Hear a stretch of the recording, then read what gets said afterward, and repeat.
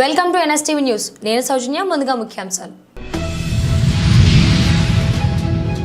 కోనసీమ జిల్లా కొత్తపేట మండలం మందపల్లి గ్రామంలో వేంచేసి ఉన్న శ్రీ మందేశ్వర స్వామివారి దేవస్థానం నందు 16 మే 2026 శనివారం నాడు శని జయంతి మరియు శని అమావాస్య పర్వదినం సందర్భంగా భక్తులు వేలాదిగా శ్రీ స్వామివారికి తైలాభిషేకములు నిమిత్తం వచ్చి ఉన్నారు. ఈ పర్వదినం ప్రప్రథమంగా సదరు దేవస్థానం నందు నిర్వహించుట వలన అంచనాకి మించి భక్తులు వేలాదిగా తరలివచ్చి ఉన్నారు. మరి ఒక పక్కన కొత్తపేట ఎమ్మెల్యే శ్రీ బండారు సత్యానందరావు గారి ప్రోత్సాహంతో గోదావరి పుష్కర అభివృద్ధి పనులు ప్రారంభించి ఉన్నాము అని తెలియజేశారు. నమశివాయ. మందపల్లి శ్రీ శ్రీ శ్రీ మందేశ్వర శనేశ్వర స్వామి దేవస్థానంలో నిన్న శని జయంతి అమావాస్య శనివారం సందర్భంగా భక్తులు పెద్ద ఎత్తున రావడం జరిగింది. వచ్చిన భక్తులు చాలా సంతోషంగా అందరూ కూడా దర్శనాలు చేసుకుని వెళ్ళడం జరిగింది. కాకపోతే నిన్న వేసవకాలం అవటం, అలాగే సోషల్ మీడియాలో కొంత అధిక ప్రచారం జరగడంతో మేము అంచనా వేసుకునే దానికన్నా ఒక 10 ఎక్కువ జనం రావడంతో కొంత ప్యానిక్ సిచ్యువేషన్ క్రియేట్ అవ్వడం జరిగింది. ఆ సందర్భంలో పోలీసు వారి సూచనల మేరకు అలాగే రక్షణ చర్యల్లో భాగంగా దేవస్థానం యొక్క తలుపులు మూసివేసి క్రౌడ్ కంట్రోల్ చేయడానికి ఏర్పాట్లు చేయడం జరిగింది. ఆ సమయంలో కొంతమంది మరి ప్రతిపక్షం లేని ప్రతిపక్ష నాయకులు లేదంటే గౌరవ శాసనసభ్యులంటే కిట్టని వ్యక్తులు కొంతమంది దుష్ప్రచారం చేసి అక్కడ ఉన్న భక్తులు కొంతమందిని రెచ్చగొట్టి కావాలనే గేట్లు దూకించే విధంగా వీడియోలు తీసి పెట్టి మరి గౌరవ శాసనసభ్యుల్ని కొన్ని అగౌరవపరిచే విధంగా మాట్లాడించడం జరిగింది. దీన్ని మరి దేవస్థానం యొక్క పాలక మండలి అందరం కూడా ముక్త ఖండంతో ఖండిస్తున్నాం. ఈ దేవస్థానంలో ఇలాంటి ఎన్నో శని త్రయోదశులు ఎన్నో పర్వదినాలను అద్భుతంగా నిర్వహించడం జరిగింది. ఎప్పుడు కూడా భక్తులకి నిన్న కూడా ఎలాంటి తొక్కిసలాడు కానీ కనీసం ఎవరైనా వృద్ధులు కూడా శ్రోతప్పి పరిపడిన సందర్భం లేదు. అందరికీ కూడా నిన్న క్యూ లైన్లో మంచినీళ్ళు పంపిణీ కానీ అలాగే చలివేంద్రంతో పెరుగు మజ్జిగ కూడా ఇవ్వడం జరిగింది. అన్ని రకాల వసతులు కూడా మేము ఏర్పాటు చేయడం జరిగింది. గౌరవ శాసనసభ్యులైతే మరి దేవస్థానానికి ఉన్నటువంటి ప్రధాన రహదారి ఏదైతే వచ్చిందో గత ఎన్నో సంవత్సరాల నుంచి దేవస్థానానికి రోడ్డు లేదు.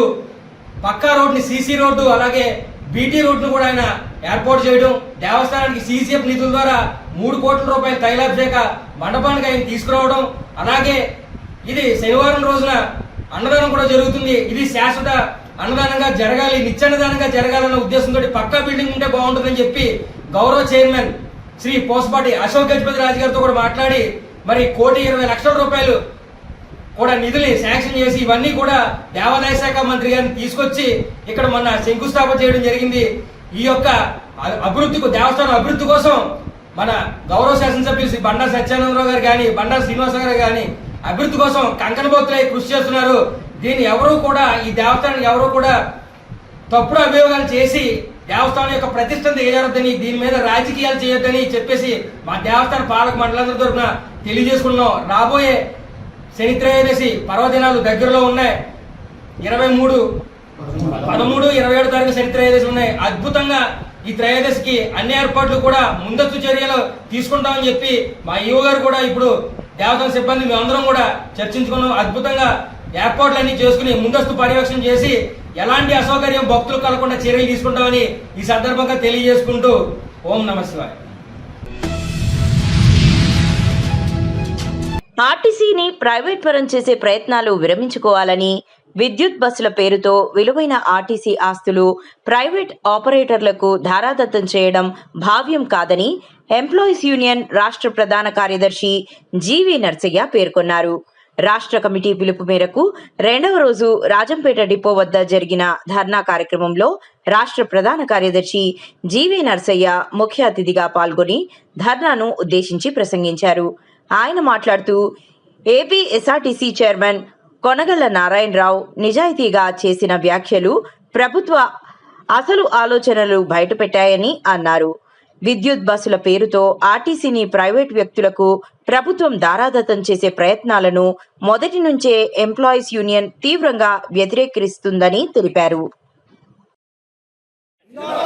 RTC employee union RTC employee union electrical బస్సులు ఆర్టీసీనే నిర్వహణ చేయాలి. ఆర్టీసీ బస్సులు ఎలక్ట్రికల్ బస్సులు ఆర్టీసీనే ఎలక్ట్రికల్ బస్సులు ఆర్టీసీనే ఎలక్ట్రికల్ బస్సులు ఆర్టీసీనే ఎలక్ట్రికల్ బస్సులు ఆర్టీసీనే శ్రీశక్తి పథకం ద్వారా కలిగిన ఇబ్బందులను శ్రీశక్తి పథకం ద్వారా ఏర్పడిన ఇబ్బందులను శ్రీశక్తి పథకం అమలు ద్వారా ఏర్పడిన ఇబ్బందులను శ్రీశక్తి పథకం అమలు ద్వారా ఏర్పడిన ఇబ్బందులను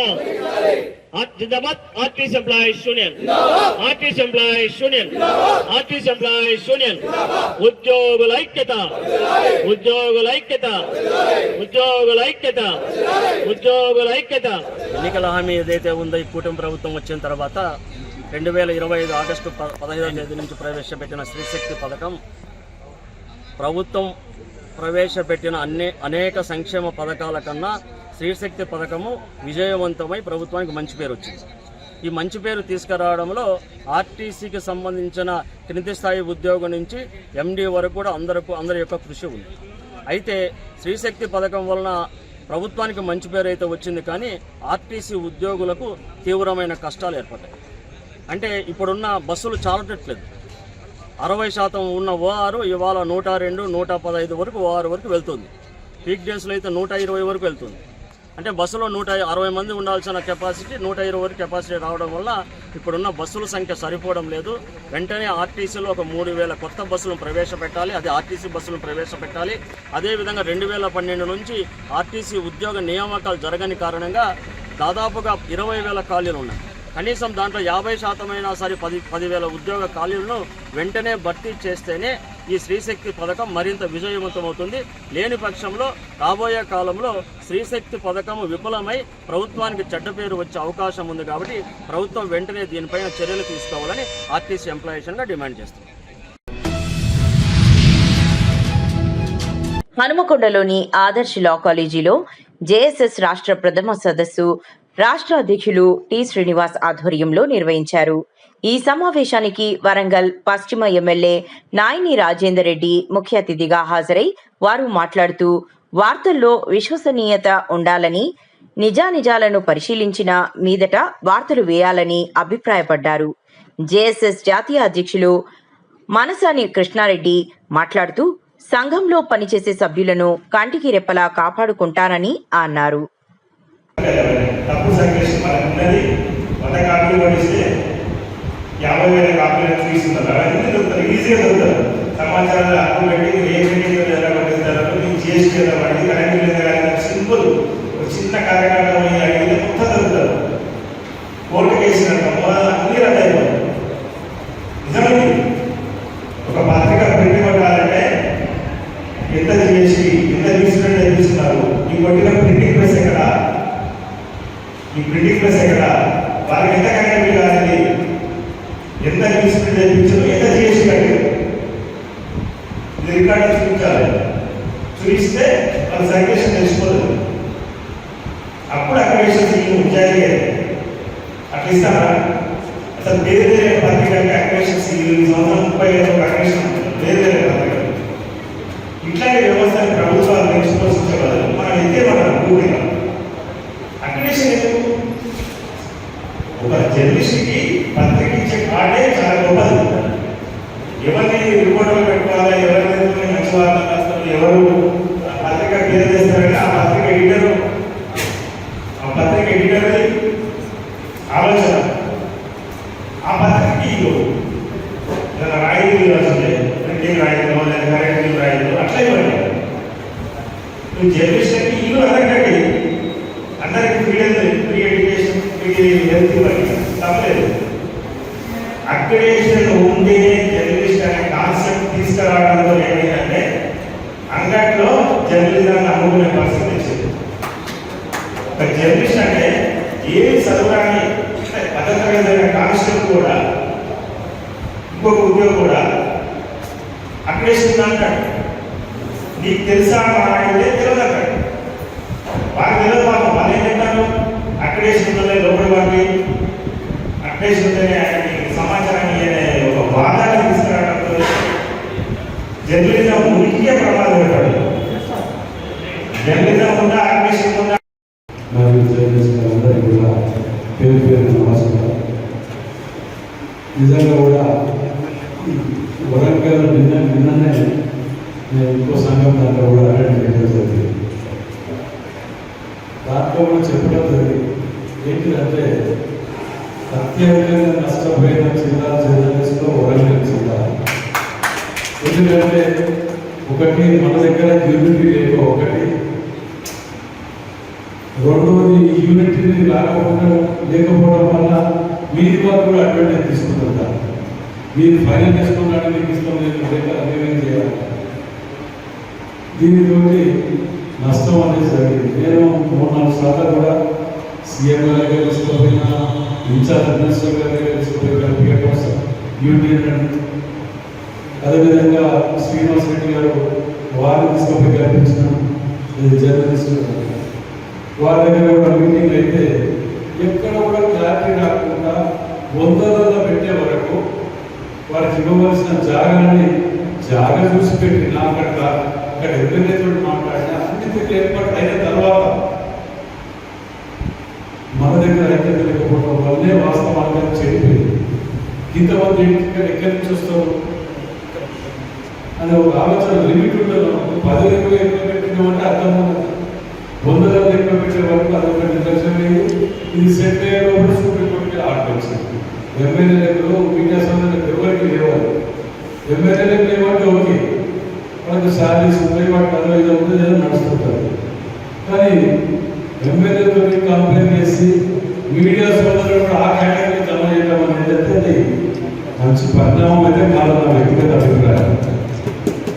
సో దానికి ఆల్టర్నేటివ్గా ఈ మధ్య కాలంలో ముఖ్యమంత్రి గారు శ్రీనివాస్ రెడ్డి గారికి బాధ్యతలు చెప్పి ఇళ్ళ జాగ్రత్త విషయంలో ఏ విధంగా చేయాలి మీడియా సోదరులు కానీ మన ఈ వారం రోజుల కింద ప్రెస్ మీట్ కూడా శ్రీనివాస్ రెడ్డి గారు చెప్పడం జరిగింది.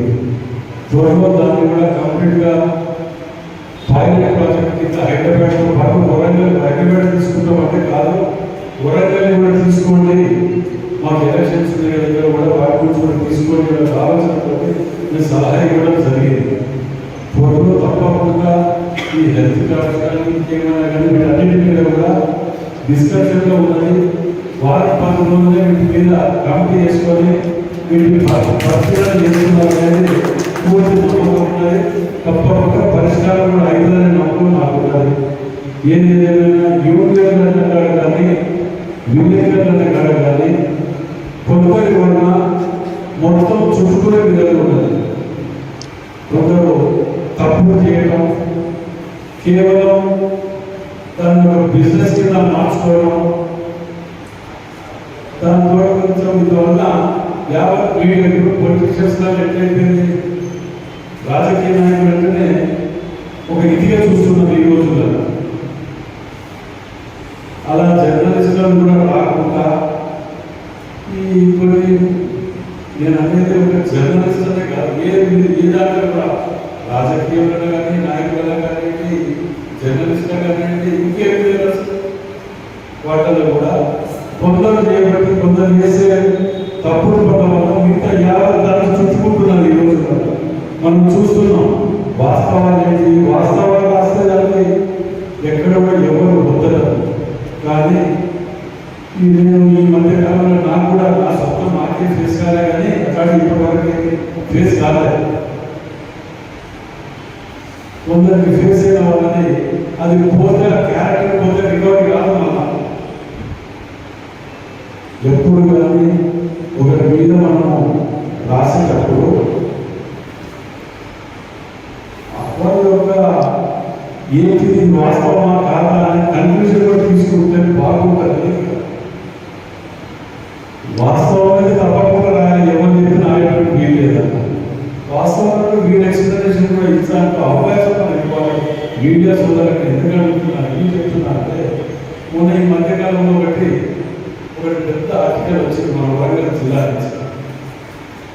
దాని మీద దృష్టి తీసుకోకపోతే ఎంక్వైరీ చేస్తే రాగానే తేలిన ఆ క్యారెక్టర్ డ్యామేజ్ అనేది రికవరీ కాదు. ఎంత కన్ఫ్యూజన్ ఇచ్చినా కానీ ఆ క్యారెక్టర్ పూర్తి స్థాయిలో రికవరీ అనేది ఉండదు. దాన్ని దృష్టిలో పెట్టుకోవడం వెళ్ళండి.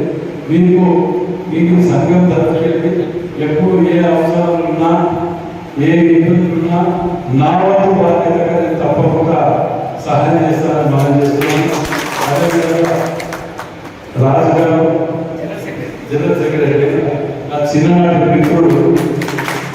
నేను ఇక్కడ పెట్రోల్ పంప్ కాడ చిన్నప్పటికీ కూడా గోలీల కాడికి మొదలు పెడితే 1/2 చాయకాడికి మొదలు పెడితే నేటి వరకు కూడా మేము హైదరాబాద్లోనే కలుసుకోకుంటున్నాం. ఇక్కడికి వచ్చినాక వాళ్ళు చెప్పకుండా వచ్చేది కాబట్టి పిల్లలకి ఎట్లా వస్తారు కానీ నేను ఇంత గొప్ప వాళ్ళు చెప్పకుండా వచ్చేది కాక సరే పర్వాలేదు. వీరి అన్నగారి శేఖర్ గారు Congress Shekhar ex corporator senior Congress వాళ్ళు వీరు కూడా మొదటి చిన్నప్పటి కూడా మేము ఒక 10 మంది ఉన్నాం. హనుమకొండ నుంచి ఢిల్లీకి పూర్వీకుల మీద పోయినాం మేము అందరం. హనుమకొండ నుంచి ఢిల్లీకి 500 రోజులు. ఓటమి నుండి కోలుకోలేకనే ఎమ్మెల్యే మహేశ్వర్ రెడ్డిపై అసత్య ప్రచారాలు. 10 ఏళ్లు మంత్రిగా ఉండి నిర్మల్లో ఏం వెలగబెట్టారు అని మీడియా సమావేశంలో సీనియర్ నాయకులు రావుల రామ్నాథ్, జిల్లా ప్రధాన కార్యదర్శి విలాస్ అన్నారు. ఓటమి నుండి ఇంకా కోలుకోలేకనే మాజీ మంత్రి ఇంద్రకరణ్ రెడ్డికి మతి భ్రమించి స్థానిక ఎమ్మెల్యే మహేశ్వర్ రెడ్డిపై అసత్య ప్రచారాలు చేస్తున్నారని బీజేపీ రాష్ట్ర నాయకులు రావుల రామ్నాథ్, జిల్లా ప్రధాన కార్యదర్శి కరిపే విలాస్ నిర్మల్ జిల్లా కేంద్రంలోని ఎమ్మెల్యే క్యాంపు కార్యాలయంలో నిర్వహించిన మీడియా సమావేశంలో అన్నారు. అసలు ఆయనను ఇంద్రకరణ్ రెడ్డి కాదు ఈద్కా చాంద్ రెడ్డి అంటారని ఎద్దేవా చేశారు. రిటైర్మెంట్ లైఫ్ ఎంజాయ్ చేస్తూ వెకేషన్లో నిర్మల్కు వస్తూ కేవలం మీడియాలో కనిపించడానికి ఏది పడితే అది మాట్లాడుతున్నారని అన్నారు. అసలు పదవుల కోసం పైసల కోసం పార్టీలు మారే నీకు బీజేపీని ఏలేటి మహేశ్వర్ రెడ్డి గారిని విమర్శించే అర్హత ఇంద్రకరణ్ రెడ్డికి లేదని అన్నారు. ఎమ్మెల్యే మహేశ్వర్ రెడ్డి నియోజకవర్గం అభివృద్ధి కోసం కేంద్ర ప్రభుత్వం నుండి కోట్లాది నిధులు తీసుకువస్తున్నారని తెలిపారు. ఆల్రెడీ ప్రపోజల్స్ వచ్చినాయి. ఇవాళ ఈరోజు మొత్తం రైల్వే పనులు వేగవంతంగా నడుస్తున్నాయి. ఆ రోజు మీరు పత్రికా ప్రకటన తప్ప మీరు చేసింది ఏం లేదని నిర్మల్ ప్రజలకు వాస్తవాలు తెలుసు. ఈరోజు రైల్వే ప్రపోజల్స్ అలాగే రైల్వే పనులు వేగవంతంగా నడుస్తున్నాయి. దాని గురించి ఎస్టిమేట్స్ కూడా అయిపోయినాయని ప్రజలందరికీ తెలుసు. మరి ఇప్పుడు నిర్మల్ ప్రాంతానికి రైలు వస్తుంది, మరి రైతుల పరిస్థితి ఏంది? ఇక్కడ ఉన్నటువంటి రైతుల పరిస్థితి మరి గాలికి వదిలేసి రైల్వే లైన్ గురించి మాటలు మాట్లాడి ఈ టాపిక్ డైవర్ట్ చేయడానికి మీరు ప్రయత్నం చేయడం మేము ఊరుకోమని హెచ్చరిస్తున్నాము. నిర్మల్లో మాజీ మంత్రివర్యులు ఇంద్రకరణ్ రెడ్డి గారు ఒక ప్రెస్ మీటు ఏర్పాటు చేసి నిర్మల్ ఎమ్మెల్యే ప్రజాపక్షపాతి రైతుల పాలిట ఆపద్బాంధవుడుగా ఉన్నటువంటి ఏలేటి మహేశ్వర్ రెడ్డి గారిని ఇష్టం వచ్చినట్టుగా అనేక రకాలుగా మతి భ్రమించి అతని మీద ఉన్నటువంటి అక్కసునన్నిటి కూడా వెళ్ళగక్కుతూ మహేశ్వర్ రెడ్డి గారిని విమర్శించేటువంటి ప్రెస్ మీట్ నిన్న ఏర్పాటు చేయడం జరిగింది. మేము అడుగుతా ఉన్నాం, ఇంద్రకరణ్ రెడ్డి గారు మీరు ఓటమి నుంచి ఇంకా కోలుకోనట్టున్నారు, దాన్ని జీర్ణించుకోలేకపోతున్నారు. కేవలం హైదరాబాదులో ఉంటూ అప్పుడప్పుడు వచ్చిపోతూ ప్రెస్ మీట్లు పెట్టిపోవడమేనా నీ పని? 10 సంవత్సరాలు ఈ నియోజకవర్గంలో మంత్రిగా పనిచేసినావు. 10 సంవత్సరాలు మంత్రిగా పనిచేసినటువంటి మీరు ఏ ఏ సౌకర్యాలు కల్పించారు, ఏ రకంగా అభివృద్ధి చేసిండ్రు? నేను తెచ్చినటువంటి పనులకే కొబ్బరికాయలు కొడుతున్నాడు మహేశ్వర్ రెడ్డి అని చెప్పి నువ్వు ఆరోపిస్తున్నావు. దమ్ముంటే ఒకసారి రండి, ఎక్కడ నీ అభివృద్ధి కోసం నువ్వు ఏ పైసలు తీసుకొచ్చినావు రాష్ట్ర ప్రభుత్వం నుంచి? ఇలా 10 సంవత్సరాలలో ఏ ఒక్క రూపాయన నువ్వు అభివృద్ధి కోసం తెచ్చిన పైసలు ఉంటే చూపియండి, దానికి మేము సవాళ్ళు సిద్ధంగా ఉన్నాం. అంతేకాకుండా దాన్ని మర్చిపోయి ప్రజలను మభ్యపెట్టడానికి తప్పుదో పట్టించడానికి అనేక రకాలుగా నువ్వు చేస్తున్నటువంటి ప్రయత్నం ఇలా ప్రజలు గమనిస్తున్నారనేటువంటి విషయాన్ని మర్చిపోవద్దని చెప్పి సందర్భంగా తెలియజేస్తా ఉన్నాం. ఇలా మిమ్మల్ని ఇంకోటి ప్రజలు ఇంద్రకరణ్ రెడ్డి అని పిలవడం లేదు, ఈ ఇందుక చాంద్ రెడ్డి అనేటువంటి పరిస్థితి వచ్చింది, పేరుతో పిలుస్తున్నారు. కాబట్టి ఏదిగా చాంద్ రెడ్డి అనేటువంటి పేరు పడ్డదనేటువంటి నువ్వు ఎక్కడ దాన్ని ప్రజలు ఇచ్చేస్తారో అని చెప్పేసి భయపడిపోయి ఈ విధంగా నువ్వు మాట్లాడుతూ ఉన్నావు. రానున్న 2 రోజుల్లో ఈ వైఖరి మార్చుకుంటే మంచిదని చెప్పేసి మేము చెప్తా ఉన్నాం. ఇలా నువ్వు కేవలం పైసల కోసం, పదవుల కోసం ఎన్ని పార్టీలు మారినో ఇలా ప్రజలకు స్పష్టం చేయాలా. ఇలా నీ ఆస్తులను కాపాడుకోవడం కోసం, ఇలా నీ బంధువులకు ఉన్నటువంటి D1 పట్టాలను కాపాడుకోవడం కోసం, నువ్వు గతంలో కబ్జా చేసినటువంటి నీ బంధువులు ఎక్కువ ఏదైతే శిఖం భూములు కాపాడుకోవడం కోసం, ఇలా వాటన్నిటినీ రక్షించుకోవడం కోసం కాంగ్రెస్ పార్టీలకు పోయింది నిజం కాదా? కేవలం 10 సంవత్సరాలు నీకు మంత్రి, నీ లైఫ్లో మంత్రి ఇచ్చినటువంటి పార్టీని వదిలేసి నీ ఆస్తులను కాపాడడానికి కాంగ్రెస్ పార్టీకి పోయినటువంటి నీవు ఇలా గెలిచినా కూడా మహేశ్వర్ రెడ్డి గారు అధికారంలో లేకున్నా ప్రజల పక్షాన భారతీయ జనతా పార్టీ జెండా కింద గెలిచింది కాబట్టి ఆయన బీజేపీ పక్షాన నిలబడి ప్రజల కోసం పోరాటం చేస్తున్నాడు. ఇలా అధికారంలో లేకపోయినా కేంద్ర ప్రభుత్వం నుంచి కోట్లాది రూపాయలు తీసుకొచ్చి ఇలా గ్రామాలలో ఎక్కడికి వెళ్ళినా కూడా కేంద్ర నిధులతోని సీసీ రోడ్లు, డ్రైనేజీలు, స్ట్రీట్ లైట్లు, అదేవిధంగా వాటర్ ట్యాంకులు, బడులు, గుళ్ళు, శ్మశాన వాటికలు ఎక్కడికి వెళ్ళినా కూడా ఇలా స్వచ్ఛ భారత్ కింద కనీసం మరుగుదొడ్లు కూడా ఇలా ఎక్కడికి చూసినా కూడా అభివృద్ధి పథంలో నిర్మల్ నియోజకవర్గాన్ని తీసుకుపోతా ఉంటే ఇలా కళ్ళు చూసి మండుతున్నాయి, నీకు ఓర్వలేకపోతున్నది. ఎందుకంటే ఇలా అభివృద్ధి ఇంతగానం ఎప్పుడు జరగలే కాబట్టి ఇలా ఓర్చుకోలేకపోతా ఉన్నారు. ఇలా నువ్వు అంటున్నావు ఈరోజు Adilabad BJP, Nirmal BJP, Bhainsa BJP, Armoor BJP, Kamareddy BJP అని. ఇంకోటి చెప్తున్నా నీకు, నువ్వు ఉండే వార్డు బీజేపీ, నీ పక్క వార్డు బీజేపీ, నీ ఎన్నుకున్న వార్డు బీజేపీ. అసలు నువ్వు ఎక్కడికి వెళ్ళినా కూడా బీజేపీ ఉన్నది. రేపు రాబోయే రోజుల్లో తెలంగాణలో ఎక్కడ చూసినా బీజేపీ గెలుస్తుంది. దీన్ని మీరు మర్చిపోతున్నారు. ఇలా మేము 8 సీట్లే అనుకుంటున్నారు కావచ్చు. ఇలా 8 సీట్లలో గెలిచినటువంటి నాయకులుగా ఇలా ప్రతిపక్ష నేతగా మహేశ్వర్ రెడ్డి గారు రాష్ట్రం అంతా పర్యటిస్తూ ఉన్నారు. ఇలా అసెంబ్లీలో గొంతెత్తి మాట్లాడుతూ ఉన్నారు, ప్రజల పక్షాన పోరాటం చేస్తూ ఉన్నాడు.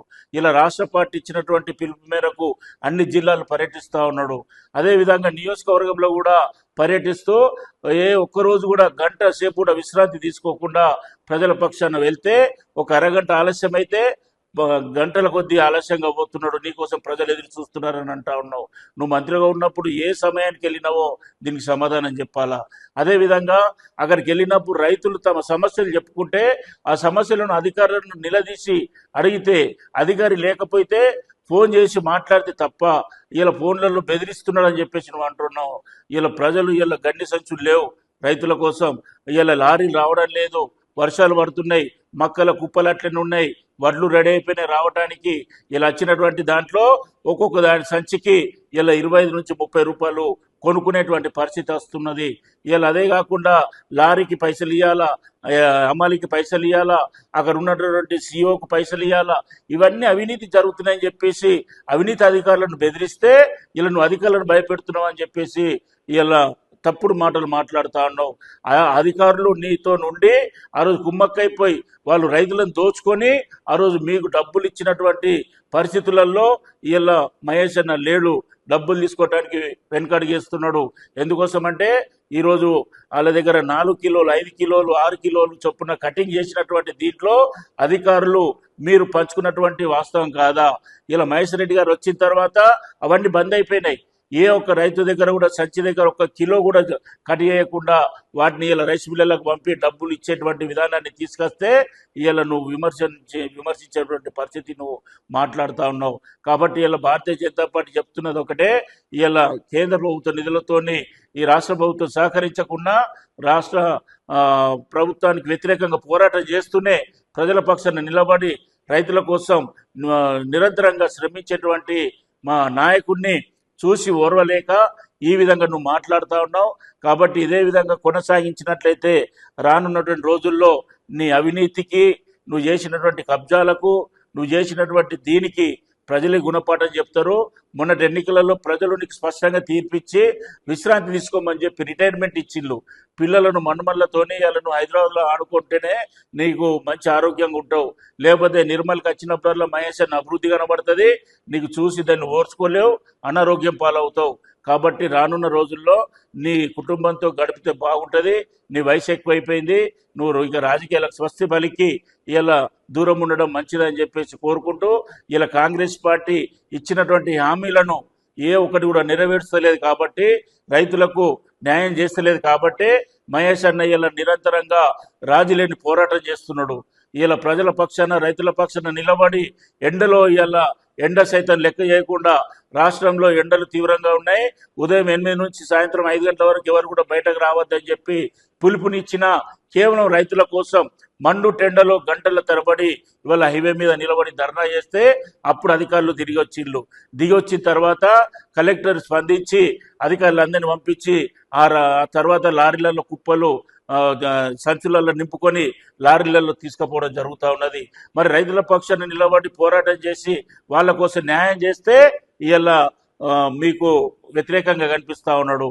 కాబట్టి ఇలా ప్రజల గుండెల్లో నిలిచిపోతున్నటువంటి మహేశ్వర్ రెడ్డిని రేపు మళ్ళీ ఎదుర్కోలేం రాజకీయంగా అని చెప్పేసి బదనం చేయడం కోసం ఈ విధంగా నువ్వు తప్పుడు మాటలు మాట్లాడుతా ఉన్నావు. భారతీయ జనతా పార్టీ మహేష్ అన్న వెంట ఉన్నది. ఇవాళ లోకల్ కార్యకర్తలు ఎవరు కూడా వ్యతిరేకిస్తలేరు, అందరూ ఆయన వెంటనే ఉన్నాం. దాంతోపాటు రాష్ట్ర పార్టీ జాతీయ పార్టీ కూడా మహేష్ అన్నకు అండగా ఉన్నది. దాని ఉత్సాహంతోనే ఇక్కడ ఉన్నటువంటి కార్యకర్తలు, ఇక్కడ ఉన్నటువంటి ప్రజలు ఇచ్చినటువంటి ఒక ప్రోద్బలంతోనే రాష్ట్రమంతా కూడా పర్యటిస్తూ ఉన్నాడు. మహేష్ అన్న పర్యటిస్తూ రాష్ట్రంలో రాష్ట్ర అధ్యక్షుడు రామచంద్రరావు గారితో సమన్వయం చేసుకొని తెలంగాణలో అధికారంలోకి తీసుకొస్తాం.